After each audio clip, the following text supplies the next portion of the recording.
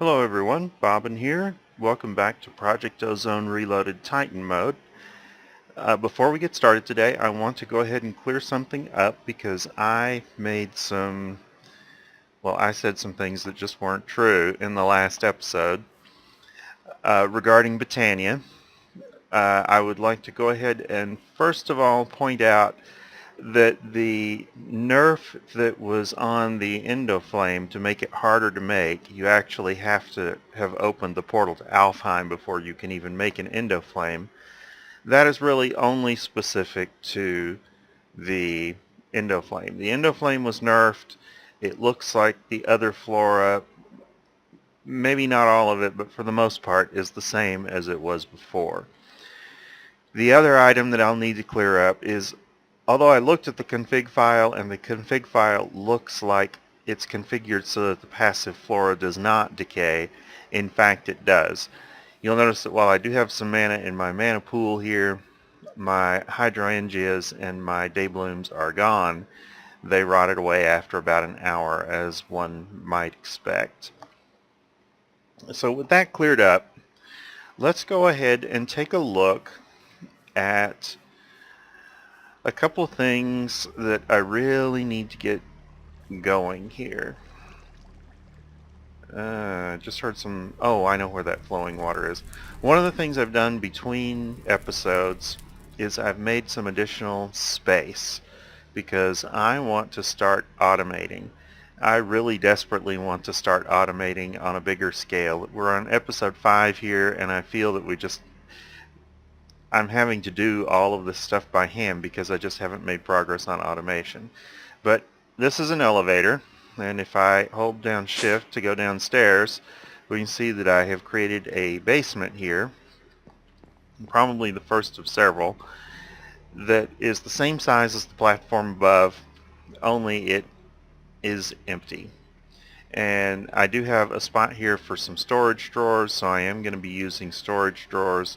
One of the things about storage drawers is I still haven't found a way to move inventories generally, which is kind of a headache. There's no dolly in here.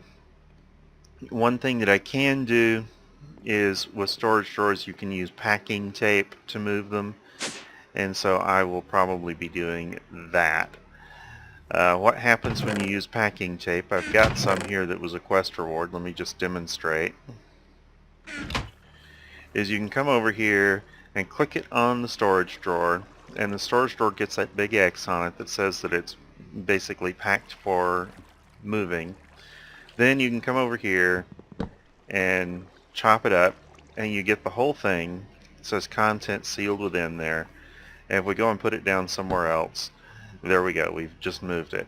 Not quite as nice as the dolly, especially since this thing has limited uses and you use it up eventually. I haven't really decided for sure what I'm going to do. I am definitely, well, almost definitely going to be using storage drawers for the compacting drawer feature. I may, for small amounts of stuff, use chests and logistics pipes. Logistics pipes is the first item transport system that's going to be available. In principle, I could start it now, but I just don't have anything to do it with.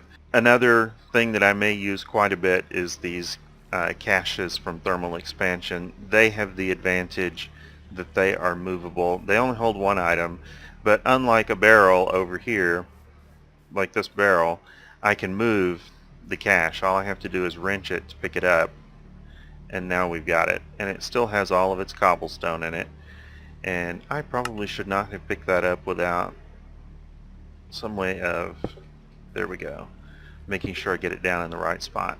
Okay, so let's look at the quest book. There are a number of quests that have been done this time, and there's one path in particular that I would like to pursue today. Let's start with Alpha. In Alpha, the only thing that's done is this one that required that I get some netherrack. I did get some netherrack from the nether. You can see off in the distance there I've built a sort of a small distant platform. I'm going to do more with that once I have the ability to fly, I think. And I'm sort of thinking of how I want to deal with some of the aesthetics on the base. But for now, it's out there. It's just sort of suspended out there about where it's going to end up being permanently. But since I've finished this quest, let's get the reward. And it looks like I got a Zanite ring, which increases mining speed. That might be nice to have, especially if I go to dig up some obsidian or something. Alright, going back into it, there's nothing else done on this page. On the beta page, there are 5 quests done. What I've done on here is I've just sort of traced out the path into Botania, because I do want to get the Minicio Seeds quest done pretty soon so I can start with magical crops. Now at the moment, until we do a little more tech advancing, I'm not going to be able to automate that yet, so that is something to think about. That probably won't be today, but I do want to go have that area opened up. So let's look at, I finished all these different flower seeds. They're all 10, 10, 10s in fact. I made a point of doing that. So we'll get that. Then on the mystical white flower, I've only gotten the white one. The problem, I mean, there are all these others that you look in here, and when I see that, I hate to say it, but I really think somebody just put a bunch of quests in there to fill it out. It's interesting that they didn't do that with all the magical crops, but there's really no reason to go and make each one of these different colors of seeds a separate quest.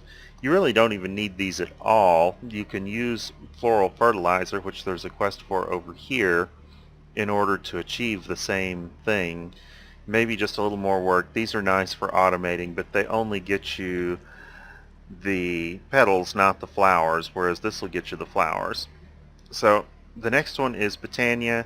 I already had all of this stuff done before, except that I needed to manually make a Lexica Botania. For some reason, the one that they give you at the beginning of the game, even though it's apparently the same item ID, it doesn't work.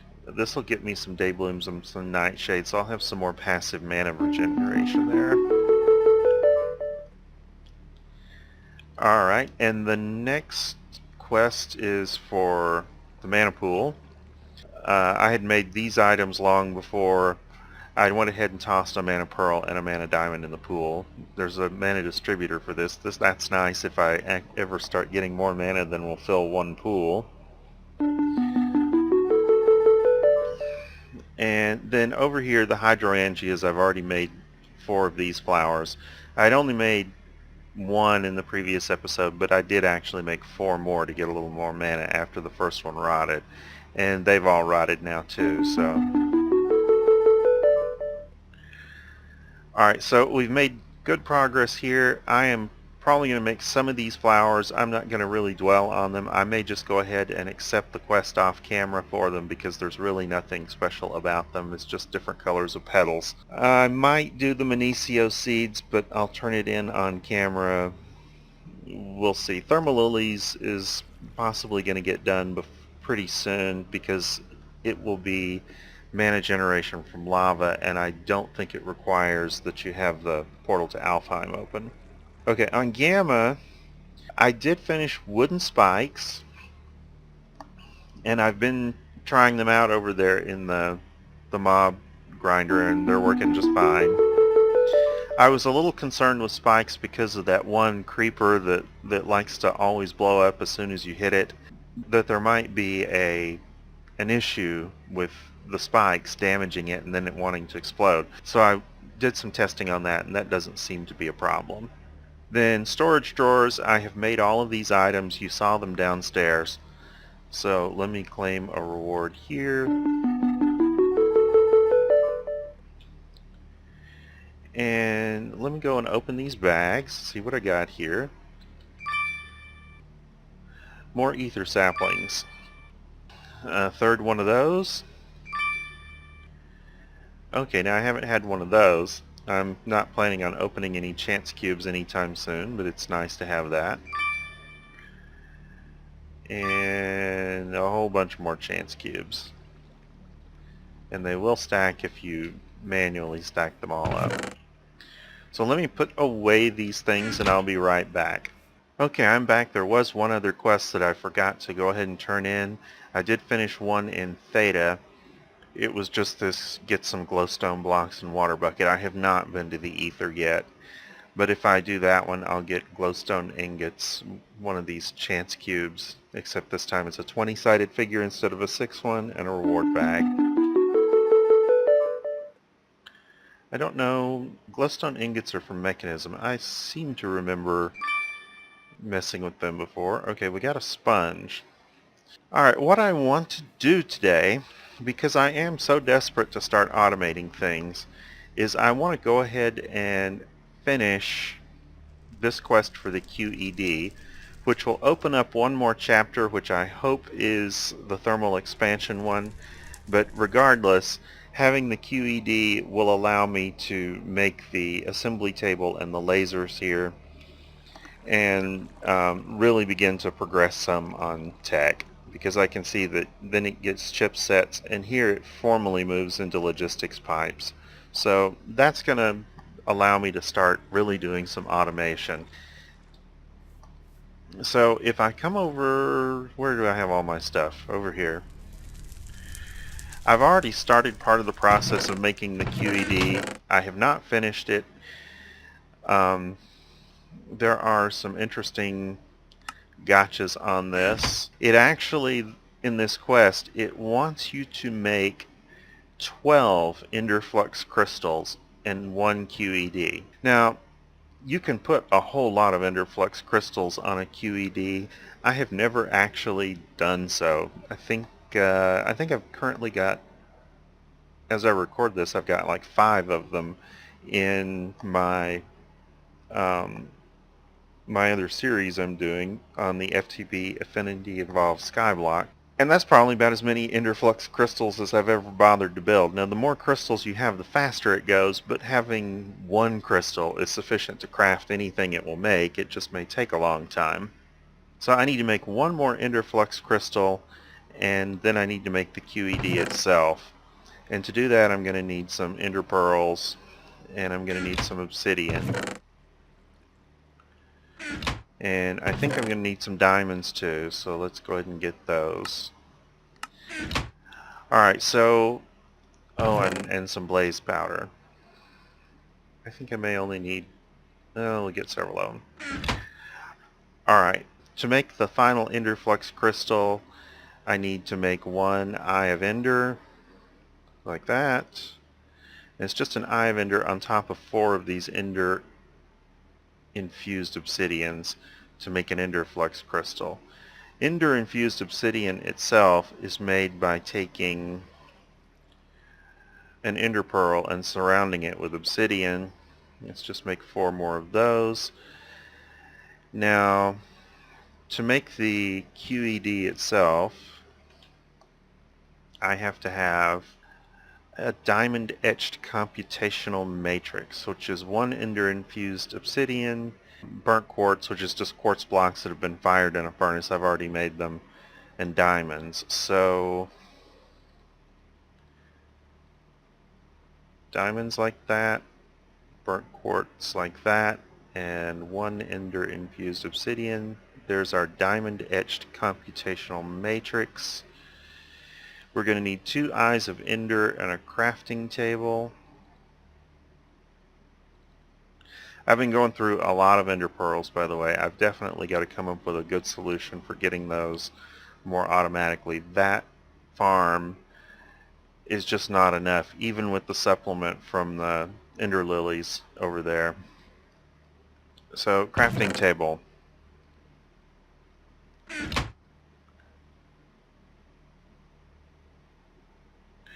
Alright, and with that, we'll put that there, that there, and I believe it had 5 of these like that, and there's our QED. So let's go ahead and claim the reward.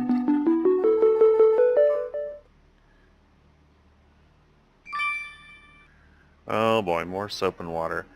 I'm getting so much clutter from things like soap and water, among other things. I just don't know what to do with this. I need to research it. It's from the furniture mod, so I think it's probably just aesthetic somehow, but I'll have to make sure of that before I dispose of it. And I'm just temporarily going to toss all this stuff in this chest and put away these other items. Okay, let's take this downstairs and set it up. And I really don't know. The QED is a block that's deliberately designed not to be automatable. So probably I'm just going to set it up over here out of the way, and I'll just put these crystals down, and then I'll put the QED right there where they can all power it. And let's see what chapter that opened up. It did first of all open up, oh, I've already got a division sigil. Yeah, I got one out of a loot bag, so let's go ahead and finish that one. It opened up creating a laser assembly table and creating more crystals. Apparently 12 is not enough. We're supposed to have 32, so I'll have to make a bunch more of those as ender pearls allow, which will probably not be a whole lot anytime soon. We have the opportunity to activate the division sigil. I'm not quite ready to do that, but that will definitely be something to do soon. Did we open up another chapter somewhere? Yes, Delta. And so the machine chassis for Ender IO is now something that we can make, and it is a QED recipe. It involves lots of steel.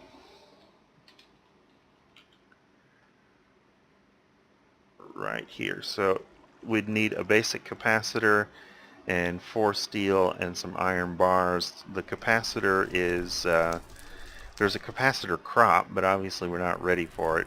And you got to have bedrock below the capacitor, so you can't grow it here in this sky block unless we have a way of making bedrock. We do.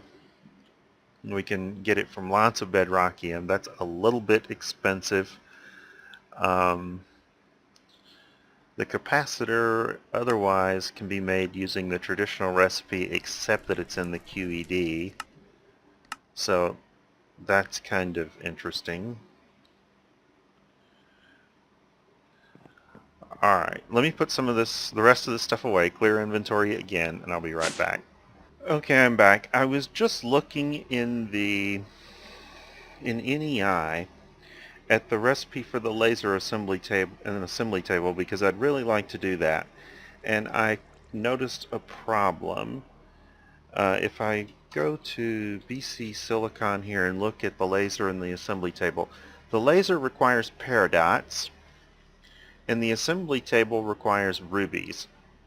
The other items in here are maybe electrotine is just a little bit scarce, but it's not really a problem on this scale. The difficulty with paradots is that it looks like the only place I can get them right now is I'm going to have to pay a visit to the Nether. And the same is true for rubies. And I'm going to have to go and hunt specifically for the ores that provide this. And so I'm going to have to make a long trip to the Nether and try and find those specific ores and dodge the mobs and all that before I can actually make these items. On the other hand, I can go ahead and deal with the machine chassis now. So I was going to go ahead and just make one of those. I can go ahead and get started with Ender IO, and that may actually be the best option for the moment. So what I need to do here is make a capacitor, and it's moving along pretty fast with 12 Ender Flux crystals. And then go ahead and make the machine chassis itself.